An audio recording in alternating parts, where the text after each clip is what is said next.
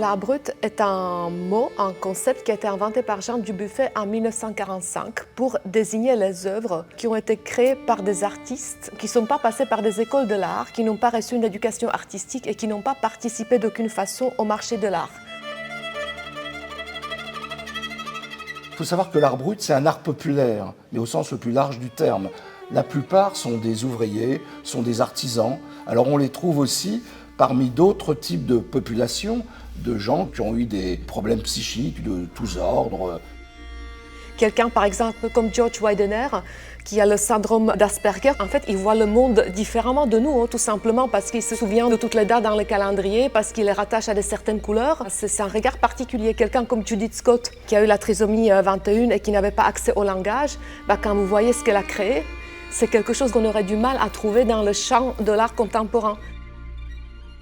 Comme ce sont des gens souvent très obsessionnels, ils mettent des années et beaucoup de temps à faire le bel ouvrage. Il y avait un mineur qui s'appelait Augustin Le Sage, mineur dans le nord de la France, et qui a eu une sorte de révélation et qui a complètement transformé sa vie, puisqu'il est passé du statut de mineur à statut d'artiste. Il y a un japonais qui s'appelle Katsuya Kitano, qui a un syndrome assez particulier, il soupire tout le temps. Et dans la tradition japonaise, il est dit qu'au bout du chiffre 1000, le mal s'en va. Alors qu'est-ce qu'il a fait? Il a pris des petites pelotes de coton hydrophile, et il a insufflé dedans ses soupirs, qu'il a enfermés ensuite.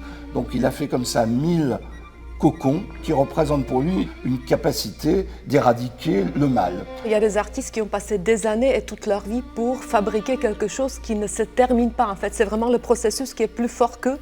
Et c'est quelque chose qui structure leur vie profondément. Par exemple, Henry Darger, c'est des 40 ans ou 50 ans de sa vie où il a écrit, dessiné et collé les images de ces petites filles en fait, qui combattent les adultes qui les torturent dans cette guerre interminable.